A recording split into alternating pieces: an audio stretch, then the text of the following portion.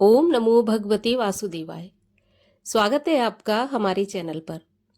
आज के इस वीडियो में आप जानेंगे फाल्गुन मास के शुक्ल पक्ष की एकादशी किस नाम से जानी जाती है, एकादशी का व्रत किस दिन किया जाएगा, एकादशी तिथि कब आरंभ होगी, कब समाप्त होगी और व्रत के पारण का समय क्या होगा। इसके साथ ही हम ये भी जानेंगे कि एकादशी के दिन भद्रा काल का समय क्या होगा और राहु काल का समय क्या होगा। तो इसी प्रकार की जानकारियां प्राप्त करने के लिए, सभी प्रकार की व्रत कथाएं और चालीसा सुनने के लिए और हमसे जुड़े रहने के लिए आपको केवल हमारे चैनल को सब्सक्राइब करके बेल आइकन को प्रेस करना है। आज का वीडियो अच्छा लगे तो वीडियो को लाइक करें और शेयर करें। तो चलिए अब हम जानते हैं कि फाल्गुन मास के शुक्ल पक्ष की एकादशी किस नाम से जानी जाती है। तो देखिए, फाल्गुन मास की जो एकादशी है वो आमल की एकादशी के नाम से जानी जाती है। जी हाँ, नाम से ही समझ में आता है, आमल की मतलब आंवला एकादशी। आंवला भगवान श्री हरि विष्णु को बहुत अधिक प्रिय वृक्ष है, फल है। कहा जाता है कि आंवले की उत्पत्ति ही भगवान श्री हरि विष्णु के थूक से हुई थी। जब थूक की बूंद पृथ्वी पर गिरी तो आंवले का पेड़ उत्पन्न हुआ था। इसीलिए भगवान को आंवले का वृक्ष बहुत अधिक प्रिय है और आमल की एकादशी के दिन आंवले की पूजा करना चाहिए। आंवले का भगवान को भोग लगाना चाहिए। स्वयं भी आंवला ग्रहण करना चाहिए प्रसाद के रूप में। ऐसा माना जाता है कि आंवले के वृक्ष में 33 करोड़ देवी देवता निवास करते हैं। तो चलिए अब हम एकादशी व्रत की विधि जान लेते हैं। एकादशी का जो व्रत है वो 3 दिन का व्रत होता है। मतलब दशमी के दिन से हमें नियम पालन करने होते हैं और द्वादशी अर्थात पारण के बाद ही नियम समाप्त होते हैं। तो दशमी के दिन सूर्यास्त के बाद आपको अन्न और नमक का सेवन नहीं करना चाहिए।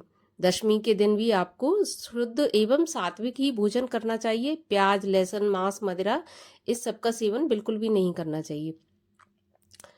दशमी के दिन आपको पूरी तरह से ब्रह्मचर्य का पालन करना चाहिए। रात में ही अपने मुख की शुद्धि कर लें। मतलब आपको एकादशी के दिन ब्रश वगैरह नहीं करना है, तो आप दशमी के दिन ही ब्रश वगैरह करके सोएं।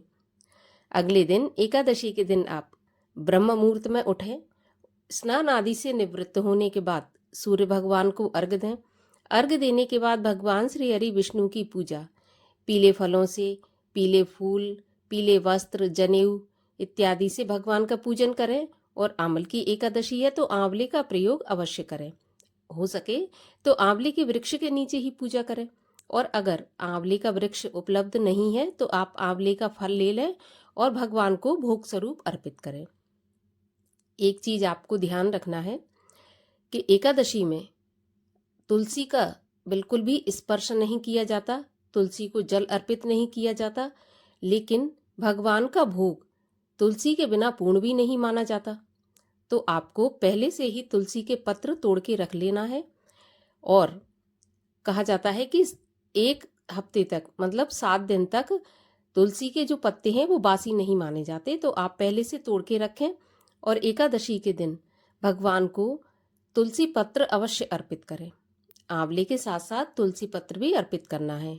हाँ, आप तुलसी जी में दूर से दीपक लगा सकते हैं। आप दूर दीपक लगाएं, लेकिन स्पर्श बिल्कुल भी ना करें, जल ना चढ़ाएं एकादशी के दिन।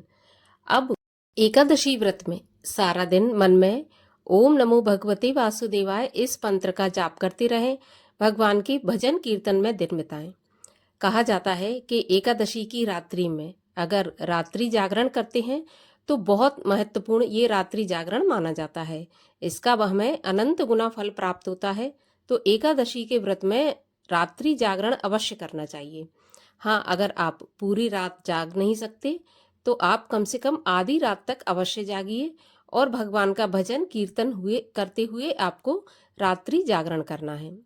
अगले दिन द्वादशी के दिन जो पारण का मुहूर्त बताया जाता है, उसी पारण के मुहूर्त पे आपको पारण करना है। क्योंकि अगर पारण सही मुहूर्त पे नहीं होता तो एकादशी व्रत का पूर्ण फल हमें प्राप्त नहीं होता है। तो जो भी पारण का समय बताया जाता है उसी पर आप व्रत का पारण करें। पारण के लिए आप मैंने पारण की विधि बताई है, पूरा वीडियो मैंने बनाया है, आप उसको देख सकते हैं। और पारण आप तुलसी दल से कर सकते हैं, गंगा जल से, फल से, शुद्ध सात्विक भोजन से भी कर सकते हैं। और चने लेकर, आप जो भुने हुए चने होते हैं उनसे भी आप व्रत का पारण कर सकते हैं। गाय के दूध से भी कर सकते हैं व्रत का पारण। अगर आपका द्वादशी के दिन कोई व्रत है, प्रदोष का या फिर किसी और का, तो आप फलों से भी व्रत का पारण कर सकते हैं।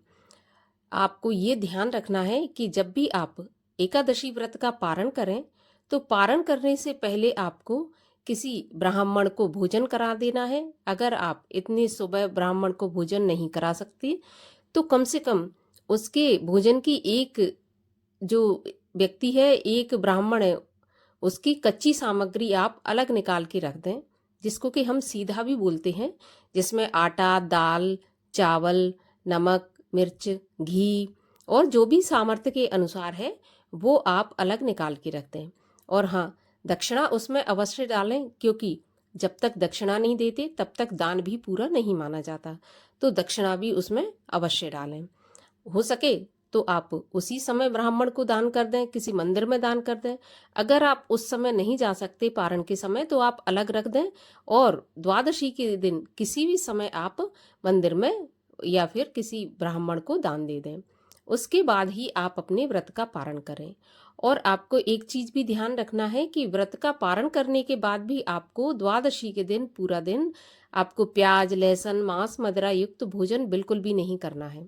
तभी आपका एकादशी का व्रत पूर्ण माना जाता है और उसका हमें पूर्ण फल प्राप्त होता है।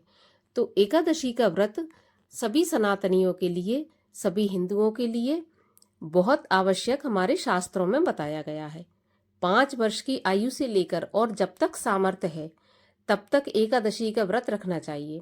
अगर किसी भी वजह से व्रत नहीं रख सकते तो एकादशी के दिन कम से कम अन्न का त्याग अवश्य कर देना चाहिए, जिसमें कि खास तौर से चावल बताए गए हैं, लेकिन हर प्रकार का अन्न त्याग कर देना चाहिए।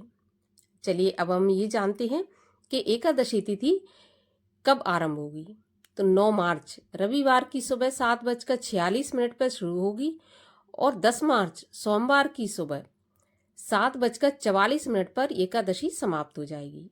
तो उदय तिथि के अनुसार 10 मार्च सोमवार के दिन सभी को एकादशी का व्रत रखना है, चाहे वैष्णव हो और चाहे वो गृहस्थ हो। द्वादशी तिथि आरंभ होगी 10 मार्च सोमवार 7:45 पर सुबह और 11 मार्च मंगलवार सुबह 8:13 पर द्वादशी तिथि समाप्त हो जाएगी।